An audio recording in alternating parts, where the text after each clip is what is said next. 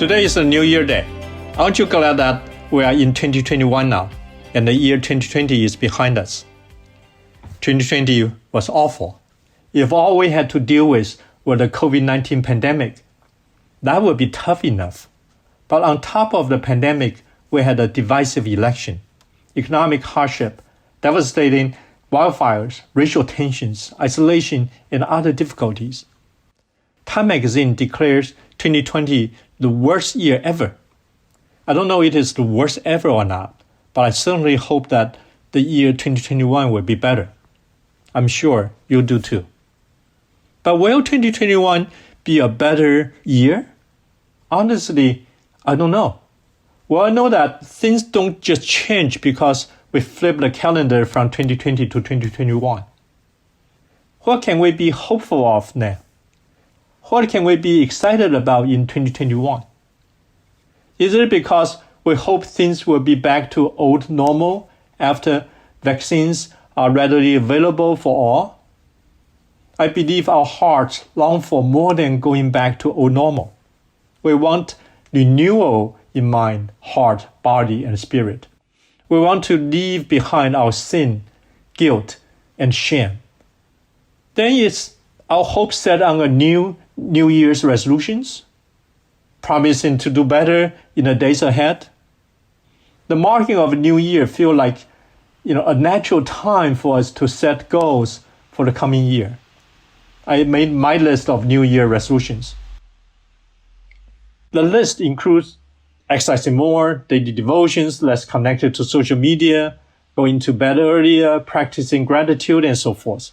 But these goals are not what I set my hope on, because most likely I'll break off them sooner or later. So what is our hope? What is the foundation of our hope while the difficulties we faced in 2020 are still here in 2021? Let me share a couple of thoughts with you on this New Year Day. First, as I begin the new year, I'm reminded of Lamentations chapter 3, verses 21 to 23, which says, "By this I call to mind, and therefore I have hope. The steadfast love of the Lord never ceases. His mercies never come to an end. They are new every morning. Great is your faithfulness." Let's not forget that Lamentations' original setting was great sorrow and suffering that the prophet Jeremiah and the people of Israel were going through.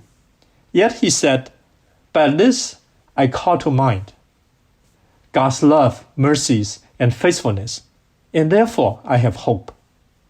We can have hope no matter what we'll be going through, no matter how discouraged or alone we feel.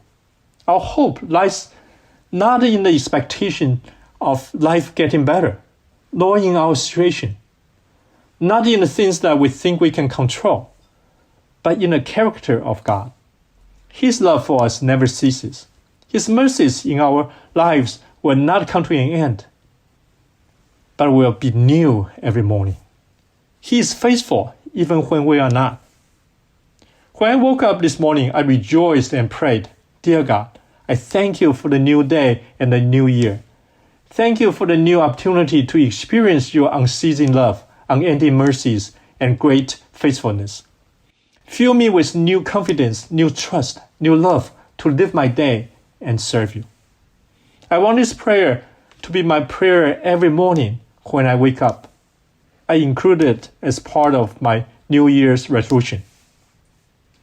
Second, as I begin the new year, I'm reminded of what I learned in 2020, that as much as we want to be in control of our life, we really are not. Our days are in God's hands. James chapter 4, verses 13 to 15 says, "Come now, you who say, 'Today or tomorrow we'll go into such and such a town and spend a year there and trade and make profit,' yet you do not know what tomorrow will bring. What is your life? For you are a mist that appears for a little time and then vanishes. Instead, you ought to say, 'If the Lord wills, we will live and do this and that.'"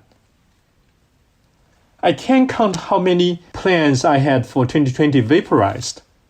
It taught me to hold my plans loosely, but put them in God's hand. It doesn't mean that I don't plan anymore for the new year, or being haphazard or disorganized. It means that we plan our lives with the Lord in mind. What we are given, life itself and what we have, is a blessing and a gift. On the one hand, we need to guard against pride and being presumptuous. On the other hand, we can have peace of mind knowing that God is in control when facing unexpected challenges and disappointments in the new year. As we begin the new year, I pray that we keep this perspective in mind and put our hope in the Lord. May the Lord bless you as you live humbly before Him in 2021.